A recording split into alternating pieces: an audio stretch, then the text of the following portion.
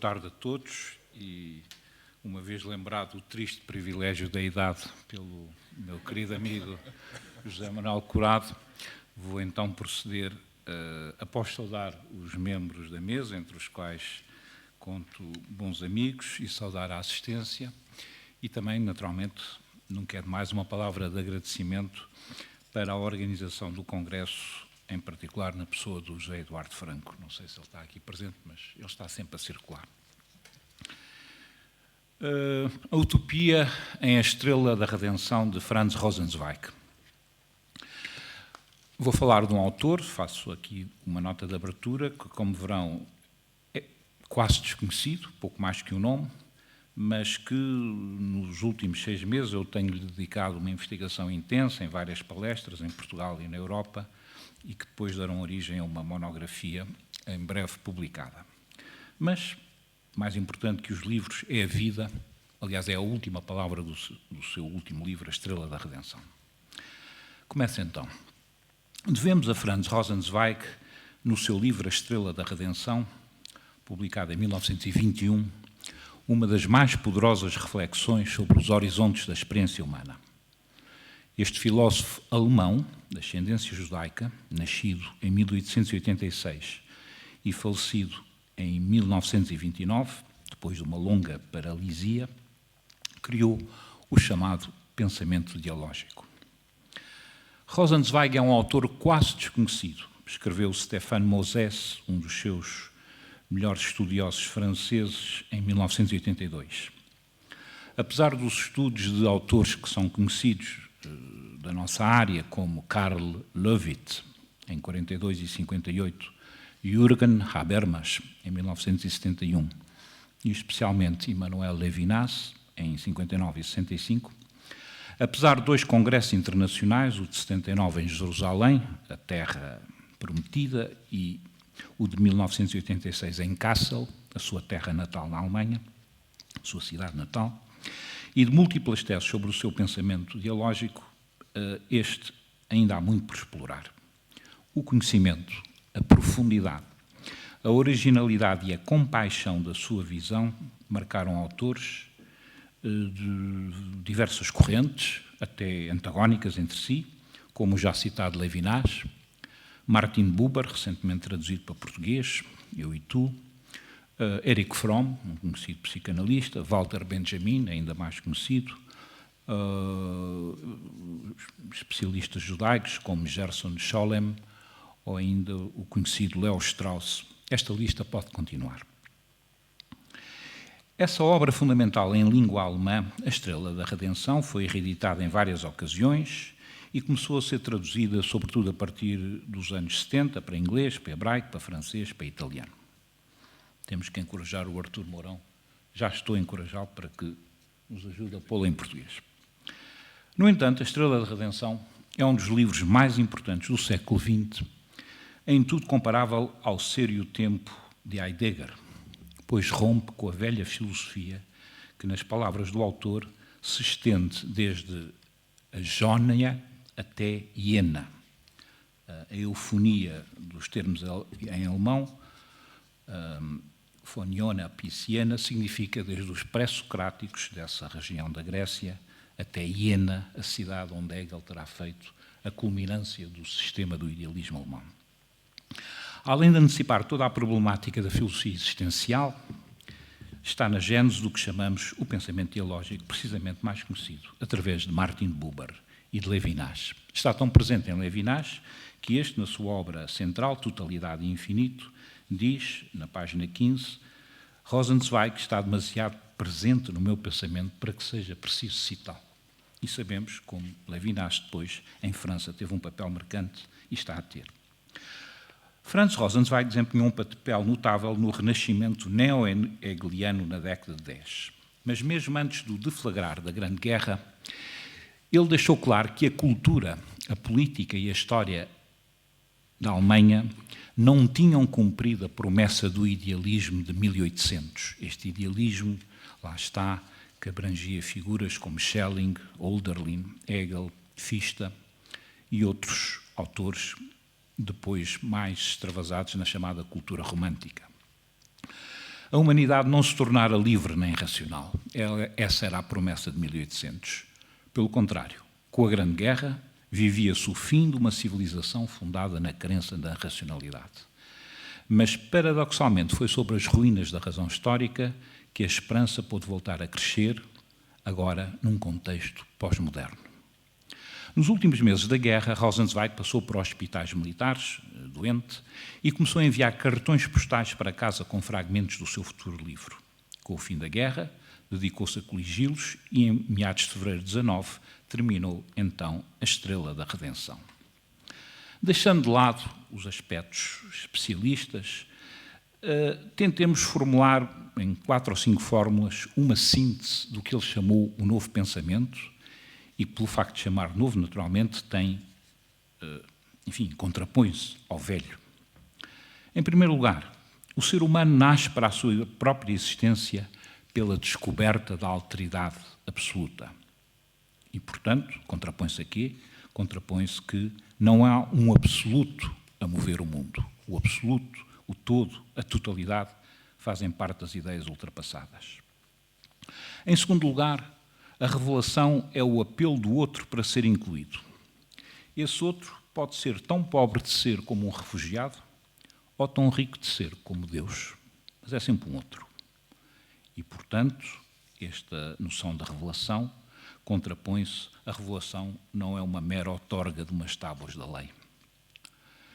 Em terceiro lugar, a finitude define a experiência humana, o que significa que o homem é autónomo, não é absorvido nem pelo mundano, nem pelo divino. São como que 3 montanhas, uma metáfora que ele explorou numa outra sua obra, 3 montanhas, cada uma com a sua razão de ser e com a sua vida. Em quarto lugar, o diálogo é a relação em que eu se descobre. Estamos em território pós-moderno. Não existe mais o cogito ergo sum cartesiano. Em quinto lugar, a narrativa é a forma de descrever a realidade. As vozes que compõem uma narrativa e não as abstrações monológicas da velha filosofia. A revitalização pós-moderna de categorias como alteridade e diferença, narrativa, história, memória, temporalidade e redenção trouxe essa revitalização à ribalta figuras europeias como Heidegger, Gadamer, Benjamin, Blumenberg e Foucault, Derrida, Ricoeur, Levinas, Giorgio Agamben. A lista dos autores que se reclamam da pós-modernidade continua a crescer. E foi essa revitalização que chamou por Rosenzweig a partir dos anos 80.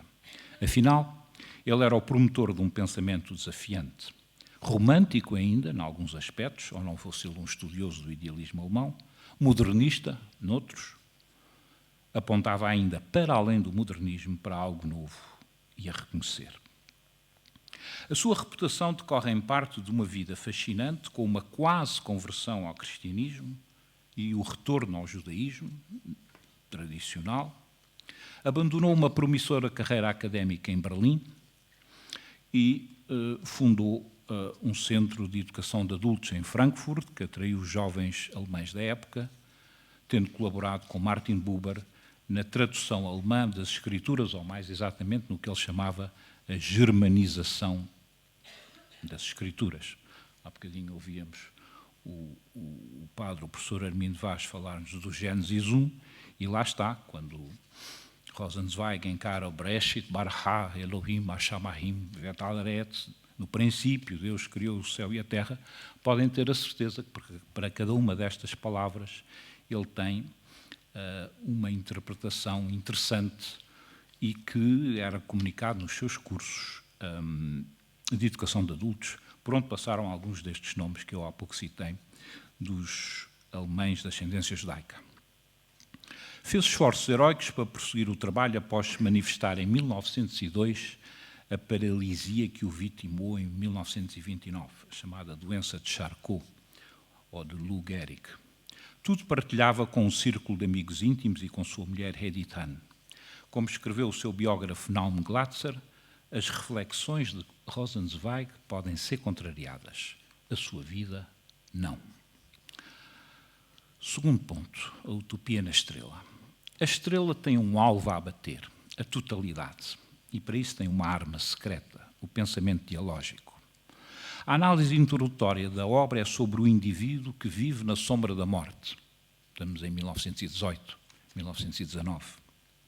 Rosenzweig depois demonstra como é que os pensadores existenciais do século XIX, que ele considera seus antecessores, Schopenhauer, Kierkegaard, Nietzsche, usaram a descoberta da singularidade humana para dissolver a velha filosofia que se arrogava de conhecer a totalidade, ou de dominar a totalidade. Schopenhauer vinha questionar a existência e o valor do mundo. Kierkegaard introduziu a consciência simultaneamente torturada e abençoada pelo sentimento religioso. Nietzsche, diz ele, revela-se o primeiro a enfrentar Deus face a face. Não só o nega, como o amaldiçoa. Um ateísmo iniciático que, afinal, desvenda a liberdade divina. Todos eles enfrentaram o nada. O nada do mundo, o nada do homem, o nada de Deus. E é desses nadas que a cultura e a consciência pós-moderna poderão fazer renascer o reconhecimento dessas entidades primordiais.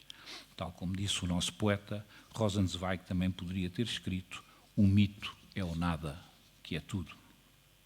Cada uma das entidades primordiais constrói-se através da relação. O mundo torna-se atualmente o que é ao receber a sua essência da criação divina e ao atingir as suas particularidades na redenção humana. O ser humano torna-se o que é ao despertar para a sua liberdade por meio da revelação e ao estender a sua liberdade ao mundo por meio da redenção. E o ser divino torna-se o Deus que é e o que há ao realizar a sua natureza e a liberdade no mundo da criação e ao receber o reconhecimento humano através da revelação. Ouviram-me repetir estas palavras: Deus, homem, mundo, 1, 2, 3, relação, redenção, criação, mais 3, 3 mais 3, 6. O que é a estrela? A estrela são estas 6 entidades. A estrela de Davi, Magen Davi, estrela ou escudo de Davi, que serve de inspiração à obra como o rosto do outro que chama por nós através do mundo, que chama por nós através do ser humano, ou que chama por nós diretamente através do divino. Este novo pensamento, criado nos anos 20, convém ter isto presente, há quase 100 anos, é tanto mais contemporâneo quanto lembrarmos o que Colin Gunton chamou as experiências falhadas dos modernos regimes totalitários e a homogeneidade insidiosa da cultura consumista do nosso tempo. Segundo Gunton, na sua interessante obra de 1993, o Uno, a Trindade e o Múltiplo, Deus, Criação e a Cultura da Modernidade, a modernidade é o reino dos paradoxos. Procurou a liberdade, mas gerou totalitarismos. Ensinou a insignificância da humanidade na vastidão do universo, mas pediu a esta para proceder como um Deus. Tenta dominar o mundo, mas deixa à solta forças que podem destruir a Terra. As consequências estão à vista. A primeira é a deterioração do relacionamento entre seres e a alienação com consequências sociais e ecológicas negativas, já aqui abordadas e certamente noutras comunicações. A segunda é a redução das particularidades que têm sentido a uma homogeneidade insensata, o tal absoluto, a tal totalidade, a negação da diversidade das culturas. Finalmente, as funções providenciais divinas são deslocadas para a mente humana, para onde se precipitam os falsos deuses, sobretudo o Deus do dinheiro. É aqui que começam as respostas de Rosenzweig. Diz ele numa passagem de um seu outro escrito: cada pessoa tem 2 nomes. Através do apelido, a pessoa pertence ao passado. Através do nome próprio, pertence ao futuro. O ser humano é chamado a entrar em relação com outrem, caminhando para o futuro. Qual futuro? Podemos afirmar que Rosenzweig tem saudades do futuro, uma tradução possível do termo alemão Sehnsucht, termo que tem amplo alcance na literatura romântica e na expressão filosófica germânica. Palavra composta por 2 termos, anseio, das Sehnen, e dependência, die Sucht, E a conjunção, a dependência do anseio, alguns poderão traduzir como saudade, aponta sobretudo para uma noção de promessa, ou seja, o inacabamento presente e a plenitude futura. A estrela da redenção é também a estrela de uma promessa. Ora, o Deus do mito e da velha filosofia, a tal filosofia que ia desde Jónia até Iena, desde os pré-socráticos até Hegel, 10 anos mais tarde, Heidegger dirá considerações semelhantes. Kierkegaard, na verdade, é que é o autor desta ideia de que a filosofia se desviou do seu caminho desde as primeiras origens, mas dizia eu, o Deus do mito e da velha filosofia é apenas o objeto do anseio humano que o deseja e do mundo que o reflete. Mas este anseio é negativo, não tem uma contrapartida divina, não implica a transformação de quem o pratica. É apenas, como diz Rosenzweig, um bater de asas da saudade, der Flügelschlag der Sehnsucht, uma nostalgia sem a chama do reconhecimento. No crepúsculo dos deuses, ou seja, no fim da antiguidade, o mundo e o ser humano, cito, tornavam-se a natureza de Deus e deixavam-se divinizar. Mas Deus não se inclinava para eles, não se apresentava a si mesmo. Não amava, nem devia amar. Fim de citação. É, pois, necessário outro caminho do que o saudosismo da velha filosofia. Esse caminho começa, diz-nos Rosenzweig, na vida cotidiana, no senso comum. Ele próprio escreveu um pequeno livro que não quis publicar, chamado, Pensamento Doente e Pensamento Saudável, o papel do senso comum. O certo é que é o cotidiano que o senso comum nos mostra, que nos coloca em contacto com a vida do futuro. Porquê? Porque a eternidade não é um além que absorve o indivíduo. Porque, cito, o facto de que a cada momento pode ser o último, torna-o precisamente eterno. Fim de citação. A morte é possível a cada momento, mas, como diz as Escrituras e como repete Rosenzweig, o amor é tão forte como a morte. A redenção é o facto de eu aprender a dizer esse amor a um tu. A redenção é o trabalho de um ser singular que sabe amar. Esta reconciliação entre eternidade e temporalidade, como em Agostinho, como em Kant, exige uma enorme transformação, quer da teologia e da filosofia, nas palavras de Rosenzweig, uma teologia que deixa das alturas e uma filosofia que suba a essas mesmas alturas, fim de citação, exigindo o diálogo entre religiões, o que em 1920 era uma novidade. Rosenzweig é talvez o primeiro teórico do ecumenismo. Escreve ele num outro texto, que também não publicado em vida, e que se chama precisamente O Novo Pensamento. Cito: tal como eu recebi o novo pensamento com os antigos termos judaicos, eu reproduzi-os e retransmiti-os. Para um cristão, bem sei, em vez das minhas teriam vindo aos seus lábios as palavras do Novo Testamento. Para um pagão, isto é, aquele que não é nem judeu nem cristão, um goim, penso eu, certamente não serviriam as palavras dos seus livros sagrados. Mas aos meus lábios chegaram estas palavras. Quais palavras? Na estrela. O judaísmo e cristianismo oferecem vislumbres no cotidiano dessa vida eterna através dos respectivos calendários litúrgicos. Dirá Rosenzweig, o judaísmo é como um fogo eterno alimentado pela continuidade misteriosa do povo judeu. O cristianismo é uma jornada perpétua para a salvação. Com Rosenzweig desaparecem estereótipos correntes. Afinal, o judeu errante é que chegou à meta e o cristão ainda está a caminho. A religião deixa de ser apocalíptica, pois a comunidade judaica já vive com o Senhor e o cristianismo missionário, diz ele, está a converter os povos do mundo.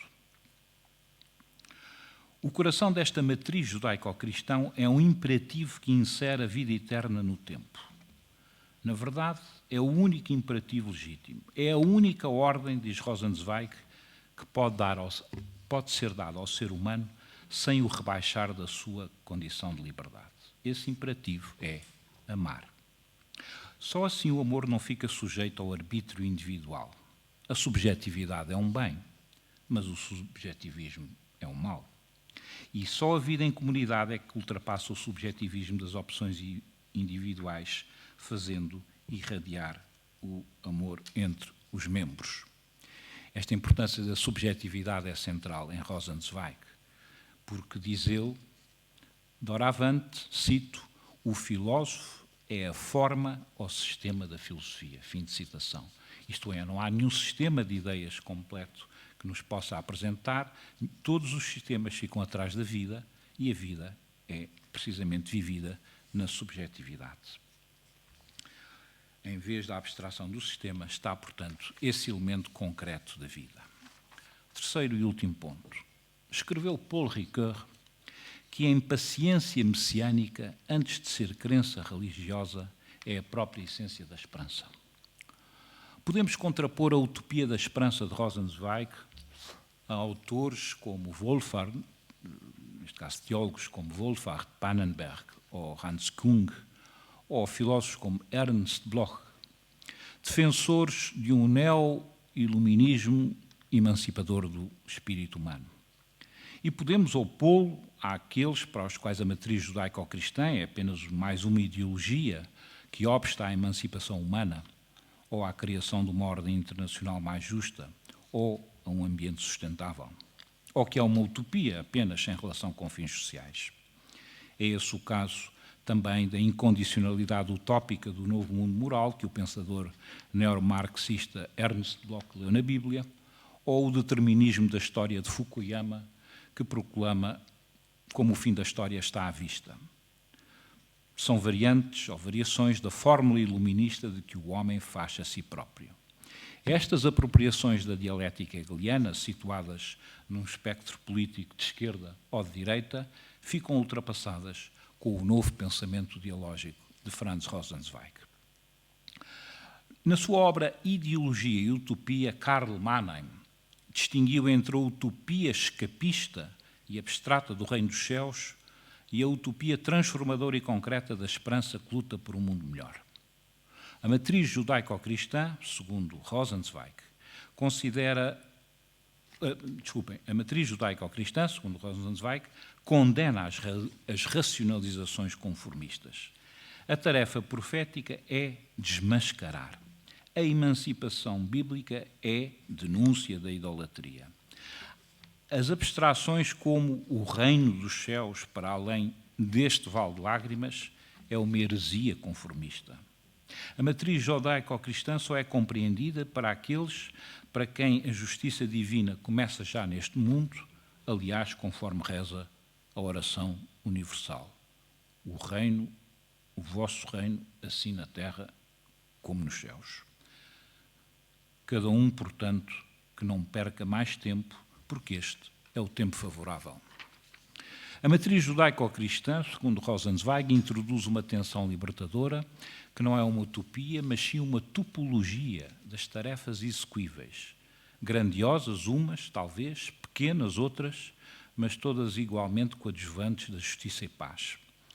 Este elemento teleológico presente na matriz judaico-cristã nega um pretenso fim da história.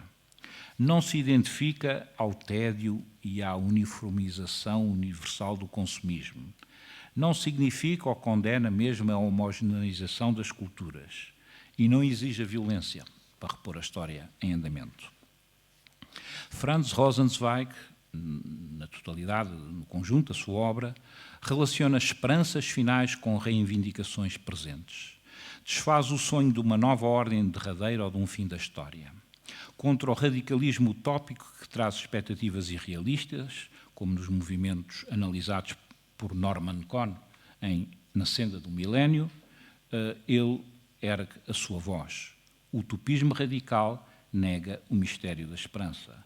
O ecumenismo visionado por Rosenzweig é para ser construído, mas não é para ser planeado. Na época atual de crise, mas também de redenção, libertação ou salvação, cada um escolherá a melhor palavra, Rosenzweig traz-nos uma narrativa que nos interpela profundamente. A sua proposta de uma utopia, o termo é também de Tomás Moro, em que eu e tu nos tornamos nós, de um novo pensamento que, tal como Tomás Moro procurou narrar um mundo novo, tem todas as características de uma sabedoria que aguarda a nossa reflexão e a nossa ação em prol do mundo melhor. Essa parece-me ser a utopia de Franz Rosenzweig. Muito obrigado.